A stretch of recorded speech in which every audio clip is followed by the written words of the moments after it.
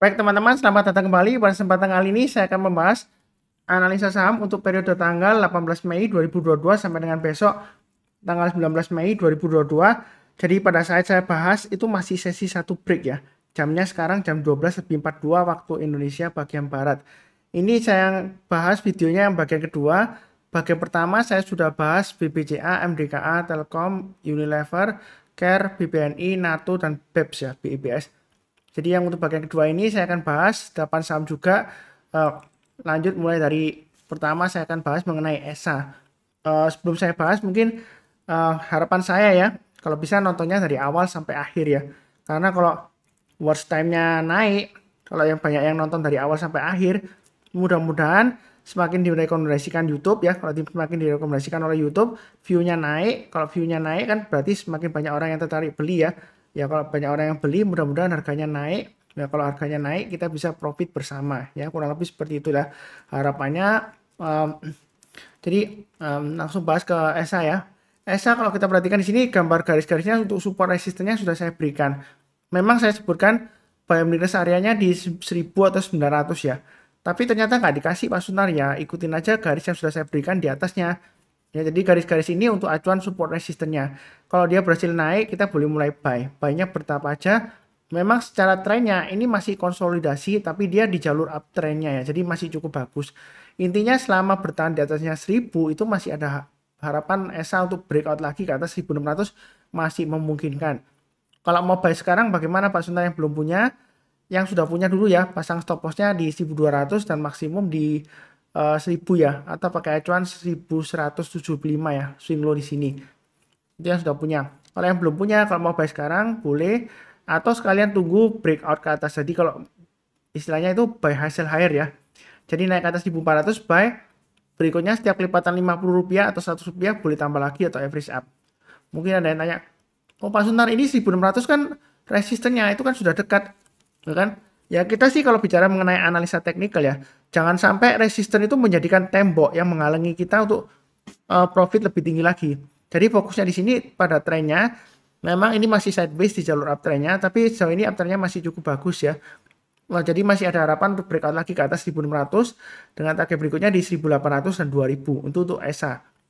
Jadi jangan terlalu takut ketinggian, yang penting di sini garis-garisnya sudah saya berikan, area buy and weakness sudah saya sebutkan juga, kemudian untuk stop loss-nya dan trailing stop-nya juga menggunakan acuan garis-garis yang sudah saya berikan di sini ya. Jadi naik ke atas 1400 yang belum punya kalau mau buy hasil higher silakan, atau tunggu area buy and weakness di sekitar area 1000 atau 900. Buy and weakness itu artinya kalau dia koreksi, kemudian rebound atau mantul barusan kita buy. Ya kan? Kalau belum berhasil rebound ya kita jangan buy dulu ya. Kurang lebih seperti itu. Oke, berikutnya untuk Pegas. Pegas sudah saya bahas kemarin juga di rekomendasi saham untuk hari ini ya. Jadi bahwasanya memang Pegas ini uptrendnya masih cukup bagus ya. Jadi kalau yang mau buy sekarang sebenarnya belum ketinggalan. Buy-nya bertahap aja, setiap kelipatan Rp50 atau Rp100 silakan tambah lagi atau average up. Atau ikutin garis-garis yang sudah saya berikan ya. Naik ke atas 1600 tambah lagi, naik ke atas 1640 bisa tambah lagi atau average up. Target price berikutnya di 1800 ya. Nah, kalau bicara mengenai Pegas, apakah masih bisa naik lagi Pak Sunar? Uptrendnya masih bagus ya, MA20-nya masih mengarah ke atas ya. Kemudian ini harganya masih jauh di atasnya MA20 ya. Nah, kalau mau buy Pegas boleh di area 1475 atau 1405. Tapi kalau buy on weakness nggak dikasih ya kita buy high sell higher ya. Kurang lebih seperti itu strateginya. Jadi kurang lebih cukup ya. Berikutnya untuk ASII. Nah, ASI bagaimana Pak Sunar? Ini saya sudah gambarkan ya. Buy weakness-nya kurang lebih di area sekitar ini ya, 6.700 sampai dengan 6.800. Kalau mau buy sekarang boleh nggak Pak Sunar? Boleh aja. Ini memang masih konsolidasi ya. Sebelumnya dia sudah berhasil breakout higher high ya sampai 7.700. Nah, intinya di sini ya. Sebenarnya untuk area buy weakness ya, kalau misalnya takut buy sekarang, boleh buy di area 6450 atau 6250. Artinya kalau misalnya dia koreksi di bawah 6450 atau di bawahnya 6250, kita belinya kalau sudah berhasil rebound atau mantul ke atasnya ya, seperti itu ya. Jadi selama di atasnya 6450 sebenarnya untuk ASI ini masih ada peluang untuk breakout lagi lebih tinggi lagi dengan target price-nya sekitar 8000 ya. Kurang lebih seperti itu. Jadi tunggu buy weakness atau buy sekarang boleh tapi bertahap aja. Setiap kelipatan Rp50 atau Rp100 kita boleh tambah lagi atau istilahnya average up ya. Kurang lebih seperti itu, cukup ya. Oke, berikutnya untuk SLIS list ya. Nah, ini naik lagi.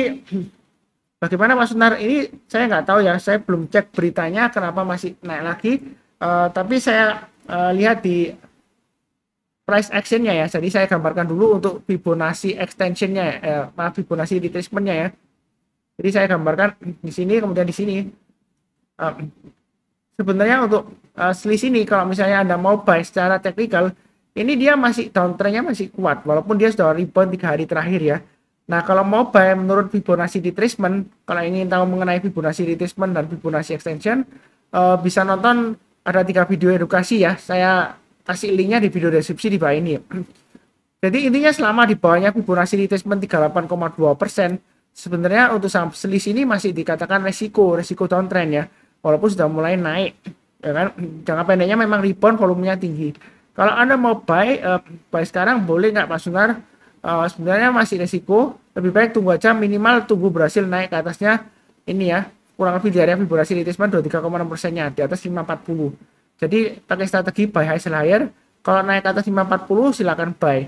Berikutnya mungkin kalau mau tambah lagi atau average up, boleh menggunakan acuan setiap kelipatan Rp50 atau Rp100 ya, terserah ya. Jadi naik lagi kita tambah lagi atau average up, tapi kalau turun jangan di average down ya. Jangan lupa pasang trailing stopnya atau stop lossnya. Nah, trailing stopnya pasang di mana? Gitu ya pertanyaannya. Pasang aja di 410. Jadi kalau selama di atas 410 dia masih cukup bagus. Kalau misalnya mau tunggu di bawah, kalau dia koreksi Pak Sunar, buy on weakness-nya tunggu di mana? Jadi saya kasih dua area buy on weakness ya. Kalau misalnya nggak mau buy sekarang ya, di 410 dan 322. Artinya kalau dia turun di banyak 410, kalau dia berhasil rebound atau mantul kita buy. Atau di 322 ya.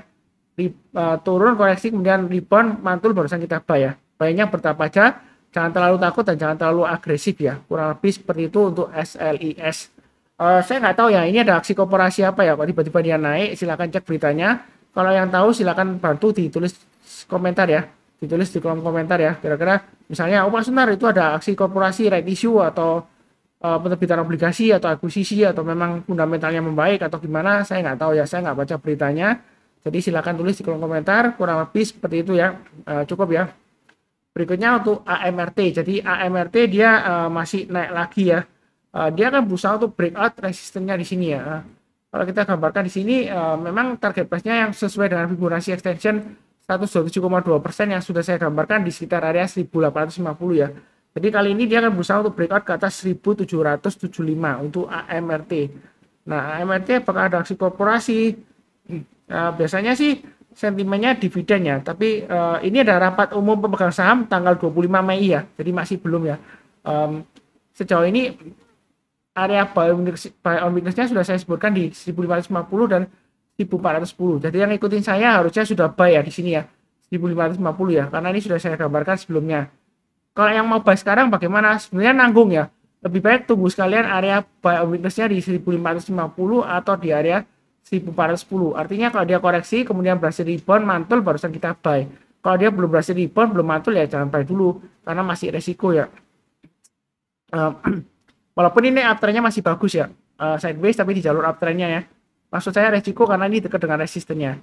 Atau sekalian kalau mau buy, sekalian breakout ke atas 1775 buy, naik ke atas 1850 boleh tambah lagi atau average up.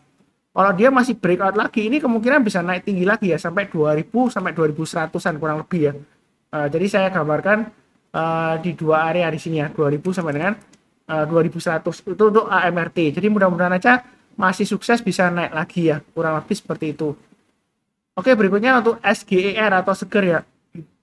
Jadi apakah masih bisa naik lagi? Ini memang bentuknya seperti anak tangga seperti ini ya. Jadi kalau mau buy sekarang memang dekat dengan resistennya, tapi kita jangan terlalu takut. Kalau mau buy lebih baik tunggu sekalian breakout ke atas resistennya 3490 ya. Nah, kalau dia berhasil naik ke atas resistennya 3490, maka target price berikutnya kurang lebih sekitar area 3800 sampai dengan 4000-an ya. Jadi saya gambarkan seperti itu ya. Kalau mau buy sekarang boleh aja tapi jangan terlalu banyak. Intinya kalau dia berhasil naik atau breakout ke atas 3490 boleh tambah lagi atau average up ya. Tapi kalau turun atau berbalik arah ke bawah, jangan di average down ya. silakan pasang trailing stopnya atau stop lossnya. Stop lossnya pasang di 2620, memang agak jauh ya. Kalau misalnya nggak berani buy sekarang, tunggu aja di area buy weakness-nya di 2620 ya. Jadi ini ada MA20-nya, kurang lebih mungkin dia kalau dikasih kesempatan ya koreksi di MA20-nya, kemudian rebound, di sanalah kesempatan kita untuk buy. Jadi itu strateginya. Memang pembelian asing di sini lumayan tinggi ya, tapi kita nggak lihat asingnya, saya fokusnya di pergerakan harganya. Kalau mau buy sekarang boleh ya, tapi bertahap aja. Naik ke atas 3490 tambah lagi, naik ke atas 3800 tambah lagi. Tapi kalau turun jangan ditambah lagi ya. Nanti ceritanya average down ya. Kalau turun siap-siap aja pasang trailing stopnya atau stop lossnya. Atau tunggu di area buy weakness ya. Kalau misalnya belum punya, kalau dia koreksi di bawah 2620, kita belinya kalau sudah berhasil rebound atau mantul ke atasnya barusan kita beli. Kalau belum rebound ya kita jangan buy dulu. Kurang lebih seperti itu. Oke, berikutnya untuk UNTR. Ini masih naik lagi. Masih uptrendnya masih cukup bagus. Jadi kalau kita perhatikan di sini, kalau misalnya untuk mau buy on weakness ya, kita tunggu aja kalau dia koreksi di bawahnya garis biru ini, kemudian berhasil rebound atau mantul ke atas, silakan tambah lagi buy up atau average up ya. Naik ke atas 31.050 tambah lagi, kemudian breakout ke atas 31.875, dia masih ada peluang naik ke atas 35.000. Jadi jangan terlalu takut, wah Pak Sunar apakah nggak ketinggian? Ini kalau saya ukur sebelumnya, saya sudah pernah bahas juga ya. Ini ada pattern namanya rounding bottom. Kalau kita belajar mengenai chart patterns ya, di bukunya Thomas Bulkowski ya, Getting Started in Patterns ya, itu dia ada bahas mengenai rounding bottom ya. Ini target price-nya kalau kita ukur kedalamannya dengan ketinggiannya itu masih bisa ke 40.500 untuk UNTR. Jadi belinya bertahap aja, selama di atasnya ini ya 27125 itu masih cukup bagus. Kalau misalnya nggak berani buy sekarang, boleh tunggu buy weakness di area 27125. Ini sudah saya gambarkan areanya. Atau sekalian buy high sell higher. Kalau dia berhasil naik ke atas 31050, boleh buy atau tambah lagi atau average up naik ke atas 31875, silakan tambah lagi atau average up ya. Seperti itu ya strateginya. Mudah-mudahan masih bisa breakout ke atas 31875 dengan targetnya di 35.000. Mungkin ada yang merasa, wah Pak Sunar ngomongnya cepat sekali Pak Sunar, kadang-kadang bicaranya nyebut angkanya nggak jelas. Mungkin speed playback videonya ya, settingannya di videonya di YouTube bisa diperlambat ke 0,75 kali ya, kurang lebih seperti itu. Mudah-mudahan saya sukses ya. Oke, berikutnya untuk ini belum lah ya, BBB ya, sebentar saya klik hitung berapa kali ini, 3, 4, 5, 6, 7, 8. Oh sudah 8 ya, sebentar ke 4, 5, 6, 7, 8, 1, 2, 3, 4, 5, 6, 7, oh satu lagi ya. Saya akan bahas mengenai BBB. Nah BBB ini bagaimana Pak Sunar? Ini kan sudah turun dalam ya, apakah sudah saatnya buy? Terus terang aja belum ya untuk BBB ya. Lebih baik kalau mau buy tunggu aja kalau sudah berhasil naik ke atas 1600 ya. Kalau dia masih di bawah 1600 masih resiko ya. Seperti itu ya. Jadi bertahap aja buy-nya, kalau naik ke atas 1600 buy, naik ke atas 1700 tambah lagi dan seterusnya. Kalau posisi sekarang masih resiko walaupun sudah mulai naik ya. Pembelian asing memang, wah Pak Sunar masih net buy nih. Ya saran saya sih jangan lihat asingnya, saya fokusnya di pergerakan harganya. Percuma kalau asing buy banyak, akumulasi banyak, tapi kalau sahamnya turun terus ya kita akhirnya rugi ya, seperti itu ya. Bandar pun bisa rugi ya, seperti itu ya. Jadi jangan beranggapan wah bandarnya ini mulai akumulasi Pak Sunar, belum tentu. Saya fokusnya di price actionnya. Kalau dia sudah berhasil naik ke atas 1600 sudah mulai bagus ya. Jadi buy-nya bertahap aja. Kalau turun jangan di average down, jangan hold ya, pasang trailing stop dan stop loss. Kurang lebih seperti itu. Jadi mudah-mudahan masih jelas ya. Ini terus terang aja lagi hujan suaranya. Jadi seperti biasanya saya doakan selalu semuanya selalu sehat, damai dan sejahtera selalu. Amin. Terima kasih banyak. Jangan lupa cek untuk bagian pertama ya. Sekian.